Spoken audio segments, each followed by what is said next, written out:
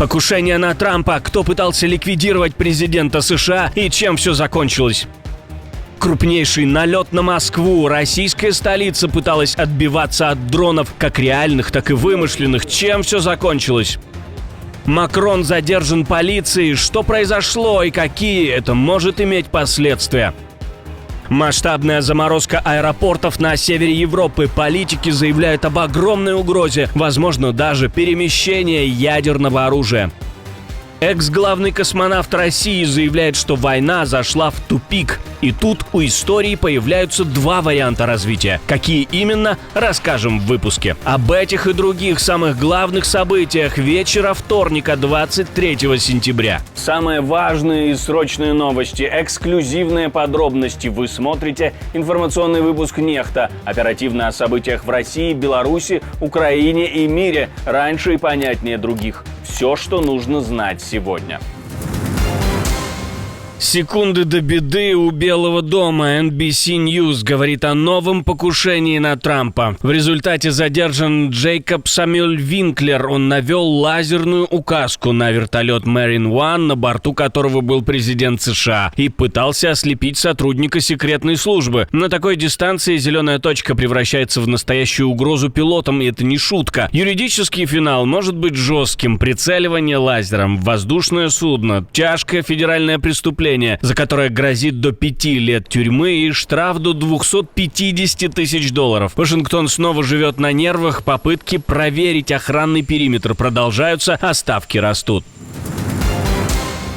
Ядерная тень над Балтикой. Таллин приоткрывает дверь для британских F-35A, тех самых, которые способны нести ядерные бомбы. «Я всегда открыт, двери всегда открыты для союзников», говорит министр обороны страны Ханна Певкур на фоне свежего скандала. 3 российских МиГ-31 нарушили эстонское воздушное пространство недалеко от Таллина и провисели там около 12 минут. Эта заявка — прямой сигнал Москве, и журналисты не сомневаются, ответ будет яростным. При этом на земле звучит и трезвый голос из Лондона. Источник, связанный с британскими военными, охлаждает пыл. Нет нужды разворачивать стратегический потенциал на тактической точке в Эстонии, говорит он. F-35A станут не сдерживанием, а разжигателем конфликта и попадут под высокий риск первого удара от России. Контекст давит со всех сторон. F-35 уже давно ротируется на базе Эмори в рамках миссии НАТО по охране неба стран Балтии, а к концу десятилетия ждут новое поколение машин. Таллин тем временем жестко отработал по инциденту 19 сентября. МИД вызвал временного поверенного РФ и вручил ему ноту протеста. Балтийское небо становится тестом на нервозность. Кто моргнет первым, тот и потеряет высоту.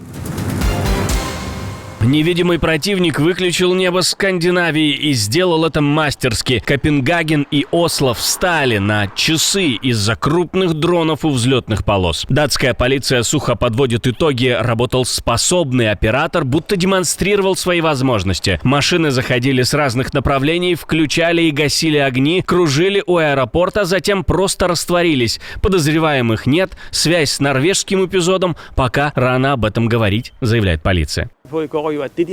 Я могу изложить фактические обстоятельства, касающиеся дронов. Как уже сказал, их количество, размер, траектория полета, время пребывания над аэропортом. Все это по общей оценке указывает на то, что за действиями стоит квалифицированный игрок. Кто именно, я не знаю. Вы знаете, куда полетели дроны? Они просто исчезли? Да, они исчезли, и мне нечего больше сказать по этому поводу. Факты бьют по логистике. Копенгаген закрывали на 4 часа после появления 2-3 крупных дронов. 31 рейс ушел на запасные аэродромы. Цепные задержки и отмены затронули около сотни рейсов и примерно 20 тысяч пассажиров. В Осло небо закрывалось на 3 часа после 2 замеченных залетов. Это не шалость с игрушками, а хладнокровная проверка периметра. Если цель — показать, что могут, то главный вопрос простой и неприятный: что они захотят показать в следующий раз. Случившееся не одиночный эпизод, а часть общей картины в Европе, заявила премьер-министр и добавила, что не может исключить нападение на Данию со стороны России. Очевидный мотив – нарушить, создать беспокойство, вызвать тревогу, проверить, как далеко можно зайти, протестировать границы. Дронам не место вблизи аэропортов, и независимо от обстоятельств, то, что произошло, неправильно и серьезно. Это обязательно нужно рассматривать в контексте всего остального, что происходит в Европе, даже если мы пока не можем делать окончательные выводы. Жесткий сигнал из Копенгагена: рассматривать атаку придется в связке с остальными инцидентами на континенте. И да, прямого ответа, кто ударил, пока нет, но направление подозрений очерчено предельно ясно. Москва не спала минувшей ночью, но это не веселье, а бессонница. Сообщения о беспилотниках поступали из разных районов Москвы и Подмосковья. Власти рапортуют, уничтожено более 30 БПЛА. Сергей Собянин, мэр Москвы, добавляет про еще один на подлете к столице России. А вечером в понедельник сам же называл общую цифру — 15 сбитых. Картина распадается на куски: то 30+, то 15. А Минобороны вообще не уточняет, сколько именно сняли на подходах к Москве. Шум максимальный и ясности минимум. ПВО работает, но реальный счет остается за кадром. Кто возьмет на себя смелость назвать точное число? Да и попали ли куда-то эти дроны, если они вообще были? Громкое признание от главного ура-патриота. Дмитрий Рогозин неожиданно сорвался с телесуфлера и сказал вслух то, что в Кремле говорят шепотом. Война в тупике. В интервью Z-журналисту Олегу Похолкову экс-глава Роскосмоса описал фронт довольно критически. Любая техника, подойдя ближе 20 километров, сгорает. Все свелось к позиционным боям малыми группами. Ни прорывов, ни маршей на Киев. Вот и все. Вот он тупик-то в чем? Значит, в чем проблема позиционной войны? То есть силы примерно равны, да, по оснащенности, по подготовленности, извините, даже по мотивации. Потому что там накачан, там тоже... Нет, там накачан. Слушай, там русские люди, понимаете? Нет, там говорят только на русском. Да, мы их там гранатами закидываем, они кричат, там русские не сдаются, понимаете? Даже дежурная победа будет за нами прозвучала кисло. Финальный гвоздь — это фраза, вопрос только в ее цене, а она будет очень большая. Для пропаганды это звучит как приговор, признание гигантских потерь и отсутствие результата. Ирония в том, что за такие слова сегодня записывают в иноагенты как минимум. Рогозин хотел приободрить, а вышло такое разоблачение.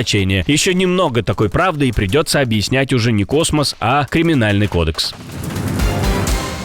За что в Крыму дают реальный срок? За плевок и не в человека. Мужчина оказался на скамье подсудимых из-за коробки для гуманитарной помощи с российским флагом и буквой Z, стилизованной под георгиевскую ленту. Получил год колонии. Об этом пишет канал Астра. История тянется с сентября 24-го. 50-летний крымчанин был пьян, плюнул в коробку, и это легло в основу дела. Суд признал его виновным в осквернении символа воинской славы и надругательстве над госсимволом. Плюс запрет на 2 года участвовать в публичных и массовых мероприятиях. Символы охраняют жестче, чем здравый смысл. Или это правильно? Как думаете? Пишите в комментариях под этим видео. Не забывайте, что ваши мысли и ваше мнение для нас очень важно. Президент Макрон задержан полицией. Нью-Йоркский сюрприз. Кортеж Трампа стал причиной того, что президента Макрона задержала полиция. У штаб-квартиры ООН американские полицейские перекрыли дорогу для проезда президента США и по ошибке задержали автомобиль французского лидера. Макрон вышел из машины, попытался решить вопрос по телефону, в шутку попросил Трампа освободить дорогу, не дождался и пошел пешком.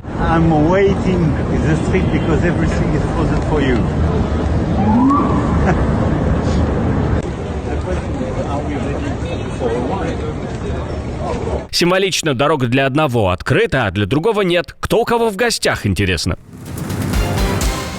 Скандал в Белом доме. Трамп заявляет о связи аутизма с детскими прививками и тайленолом. А медсообщество отвечает, это не подтверждается десятилетиями исследований. На внеочередной пресс-конференции президент без медицинского образования, оговорившись «я не врач», многократно призвал беременных и родителей не использовать ацетаминофен. Американские профильные общества настаивают на обратном. Данные многочисленных работ показывают, что препарат безопасно помогает беременным.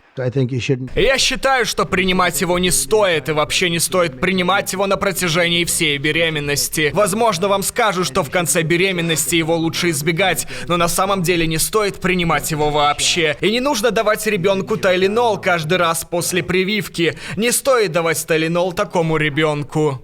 Исследователи подчеркивают, прочной научной связи между ацетаминофеном и аутизмом нет. Лейковарин подавал надежды только в очень маленьких пробах, нужны большие испытания. Я бы сказала, что у нас есть веские доказательства того, что ацетаминофен не вызывает аутизм. Это определенно не является причиной аутизма. Поэтому делать такие заявления, например, что никому нельзя принимать Tylenol, означает игнорировать индивидуальный подход, с которым мы практикуем медицину и назначаем эти препараты для семей, для людей, которым они действительно нужны, как во время беременности, так и для детей. Производитель Tylenol не согласен с заявлениями из Белого дома, связь не подтверждается наукой. Тем временем президент продолжает давать советы беременным и родителям с высокой трибуны. А чьим советам вы доверяете больше? Трампа или ученых? Пишите в комментарии. Железный затор на новой шелковой дороге. 130 китайских поездов уперлись в закрытую польско-белорусскую границу. Миллиарды евро зависли на тормозах. Польша захлопнула коридор 12 сентября, и поток в ЕС, около 4% китайского экспорта, остановился. У всех наших партнеров, работающих по маршруту China Europe Railway Express, есть грузовые поезда, которые отправились после 12 сентября. Некоторые из них уже прибыли в Брест и ожидают таможенного оформления. Другие все еще находятся в пути.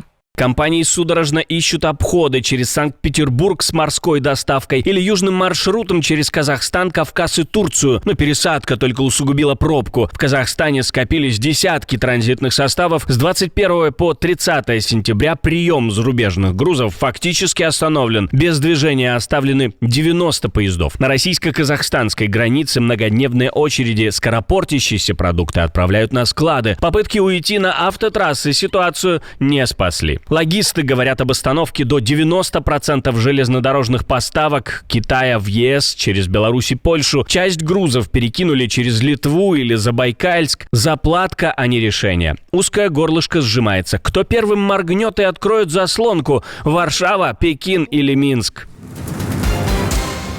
Отдельное спасибо, что досмотрели до конца. Спасибо за ваше доверие. Жду развернутых комментариев, лайков и репостов. Это важно, чтобы нас становилось больше. На этом пока все. До новых встреч и хороших вам новостей.